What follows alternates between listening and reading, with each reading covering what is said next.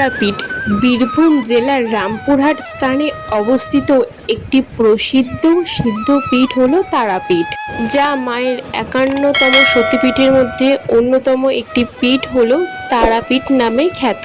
কথিত আছে এই স্থানে মায়ের ঊর্ধ্ব নেত্রের তারা অর্থাৎ চোখের মণি দ্বারকা নদীর তীরে পড়ায় এই স্থানটির নামকরণ করা হয়েছে তারাপীঠ। হিন্দু ধর্মের ভক্তি এবং শ্রদ্ধার বিশ্বাসে এই স্থানটি হয়ে উঠেছে একটি তীর্থস্থান।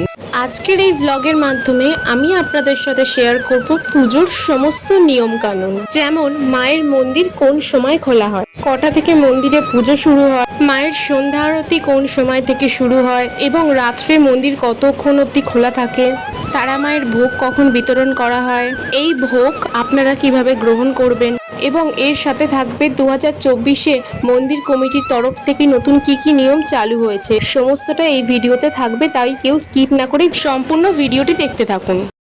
আমরা মন্দিরে যাওয়ার জন্য বেরিয়ে গেছি, অনেকটা লেট হয়ে গেছে, ওই জন্য আর কি তাড়াতাড়ি করছি, কারণ ভিড় হয়ে যাবে মন্দিরে। ওই যে আমার বাবা মা পিছনে আসছে, আমি আগে আগে যাচ্ছি।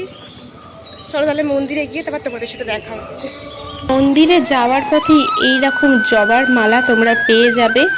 আমরা নিয়েছিলাম মায়ের পুজোর জন্য একটি জবার মালা, আমাদের দাম পড়েছিল 40 টাকা। তারামা সরণি এই সামনে থেকেই মায়ের মন্দিরে যাওয়ার মেন রাস্তা। যেহেতু আমরা অনেক ভোরবেলা মায়ের মন্দিরে পুজো দিতে গেছিলাম, সেই কারণে মন্দিরে যাওয়ার পথে রাস্তার সমস্ত দোকানপাটগুলো বন্ধ ছিল।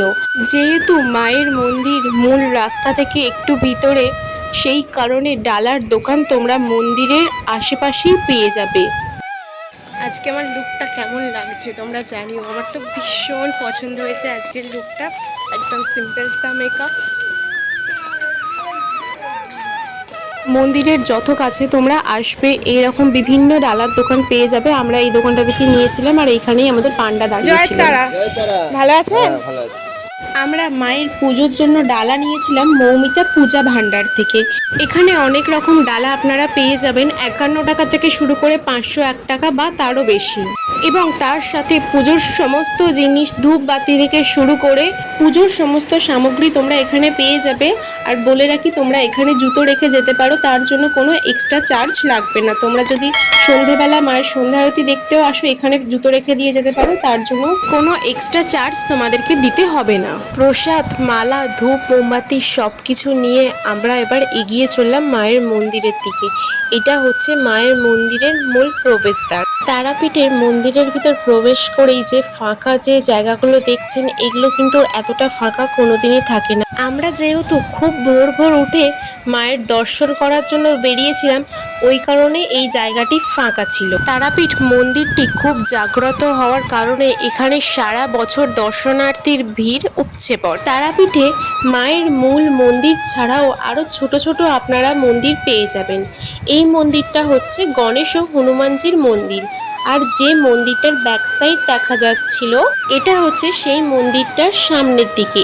এই মন্দিরটা হচ্ছে শিবের মন্দির, আর এই মন্দিরটা হচ্ছে বামদেবের মন্দির। বামদেবের মন্দিরের সামনে থেকে যে সোজা রাস্তাটা গেছে, ওটাই হচ্ছে তারামায়ের ঘাট। এই ঘাটটি ছিল পুরোটাই বন্ধ, রেলিং দিয়ে বাঁধানো দুই ধারে, এবং সামনেও ছিল ব্যারিকেড করা।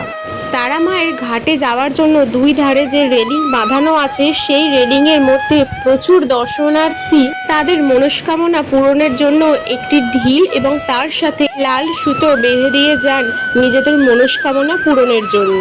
এখানে প্রত্যেকটা লাইনে সরু সরু করে ব্যারিকেড করা আছে এবং ব্যারিকেডের সাথে বসার জন্য জায়গাও আছে, যাতে দর্শনার্থীদের অসুবিধা না হয়। আমরা গেছিলাম 22শে এপ্রিল 2024 সোমবার।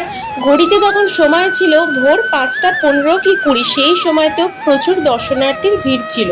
আমরা যেদিকে লাইন দিয়েছিলাম তার বাঁদিকেই দেখি মায়ের বিভিন্ন রূপ এখানে ফুটিয়ে তোলা হয়েছে। মাতঙ্গী, বগলামুখী, ধূমাবতী, ছিন্নমস্তাকালী মায়ের এই সমস্ত রূপের বিষয় সুন্দর করে বর্ণনা বা ব্যাখ্যা করা রয়েছে। তোমাদেরকে জানিয়ে রাখি, আমরা যেহেতু অনেক ভোরবেলা মায়ের মন্দিরে লাইনের জন্য দাঁড়িয়েছিলাম, তাই কোনো ভিআইপি লাইনে আমরা দাঁড়াইনি। মা তারার পুজো দেওয়ার জন্য দুরকম লাইন হয়, একটা ভিআইপি লাইন এবং একটা জেনারেল লাইন।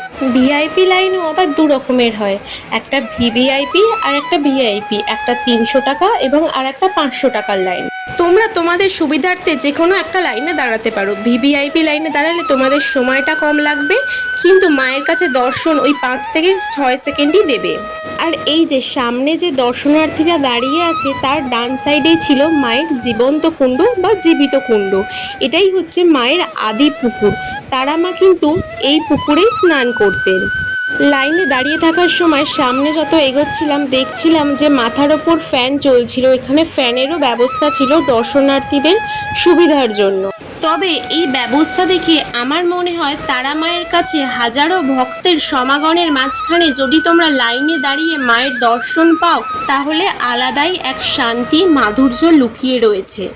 তারাপীঠ মন্দিরে যেহেতু প্রচণ্ড পরিমাণে ভিড় হয়, সেহেতু প্রচুর দর্শনার্থীরা ভোর 3টে বা 4টে থেকে মায়ের দর্শনের জন্য লাইন দিয়ে দাঁড়িয়ে থাকেন।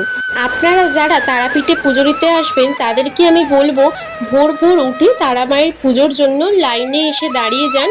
যারা সন্ধেবেলা পুজো দেবেন তারা কিন্তু দর্শনটা আরও বেশি ভালো পাবেন। কারণটা আপনাদের জানিয়ে রাখি, কারণ সন্ধেবেলা ভক্তের সমাগম খুব কম থাকে, সেই কারণে মায়ের দর্শনটা হয় অনেক ভালো। তারা মায়ের পুজো শুরু হয় ভোরবেলা 5:30 থেকে 12টা পর্যন্ত। 12টা কারণ 12টা থেকে দুপুর 2টো পর্যন্ত মায়ের ভোগ নিবেদন করা হয়, তাই ওই টাইমটা মন্দির বন্ধ থাকে। ভোগ নিবেদন করার পর মন্দির খোলা হয় দুপুর 2টো থেকে।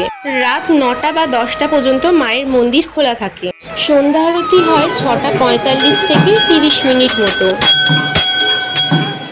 আপনারা দেখতেই পাচ্ছেন মন্দির চত্বরে এখন কতটা পরিমাণে ভিড় হয়ে গেছে। আমরা যে সময় এসেছিলাম 5:20 কি 15 সময়, তখন ছিল ফাঁকা।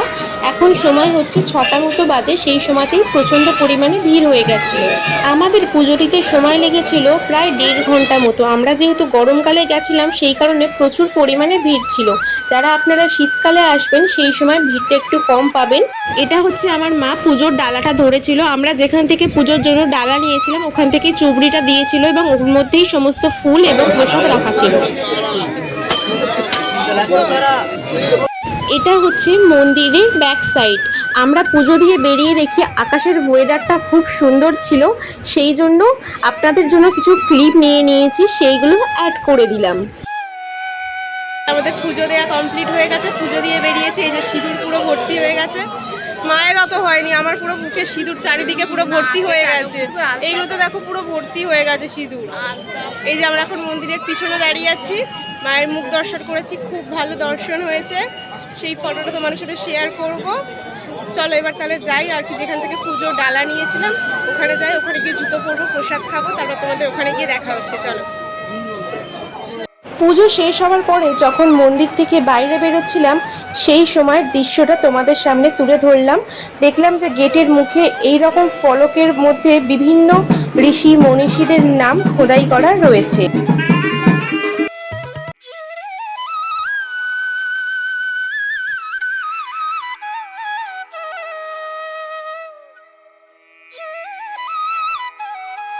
পুজো দেওয়ার পর আমরা যেখান থেকে ডালা নিয়েছিলাম মৌমিতা পূজা ভাণ্ডার, ওখানে এসে প্রথমে পান্ডা আমাদেরকে প্রসাদ দিলেন এবং তার সাথে চরণামৃত দিয়েছিলেন। তারপরে দেখি যে ওই দোকানের যে আর কি ওনার, তিনি হচ্ছে সমস্ত প্রসাদ প্যাক করছিলেন আমাদের জন্য। আমরা প্রসাদ নেওয়ার পরেও আবার গেছিলাম মন্দিরের ভিতর, কারণ ওই দিনকে ছিল সোমবার, শিবের বার। আমরা শিবের মাথায় জল ঢালার জন্য মা আর মেয়ে দুজনে গেছিলাম মন্দিরের ভিতরে।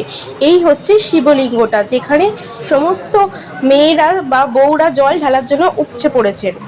সোমবার 22শে এপ্রিল, ওই কারণে আজকে আর কি শিবের মাথায় জল ঢালতে এসেছি। ওই জল ঢাললাম, মালা নিলাম, দুটো মালা 10 টাকা, দুটো হচ্ছে আকন্দ ফুলের মালা, তার সাথে দুটো ফুল 10 টাকা, অনেক সস্তা। হয়ে গেছে, এবার চলে যাচ্ছি রুমের দিকে যাব। চলো তাহলে রুমে গিয়ে তোমাদের সাথে দেখা হবে। মন্দির থেকে রুমে আসার পথে খেয়ে নিলাম 1 কাপ চা আর একটা বিস্কুট। এই যে মা চা খাচ্ছে ওদিকে, আমার চা খাওয়া হয়ে গেছে। আমরা এখন এই ব্রেকফাস্ট করার জন্য যাচ্ছি, কিন্তু কোনো হোটেলে এখন ব্রেকফাস্ট মানে আর কি রেডি হয়নি, সব হোটেলে আর কি প্রিপেয়ার করছে আর কি। এখন সব বন্ধ, এখন সব বন্ধ,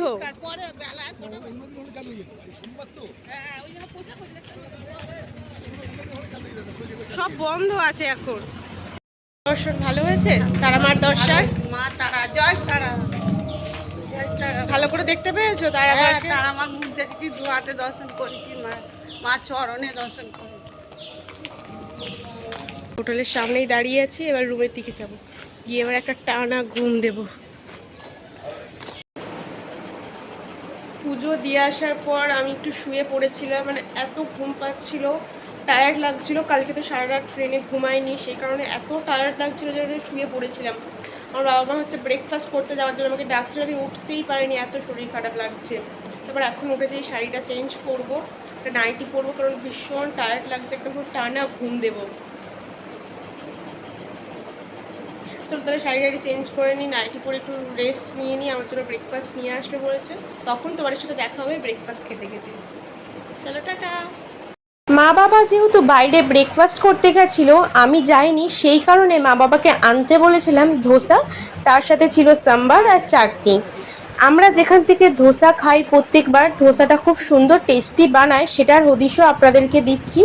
মন্দিরে ঢোকার মুখে তারা মা সরণির পাশে যে ল্যাংচা মহল আছে, ওই দোকানটা থেকেই আমরা ধোসা খাই।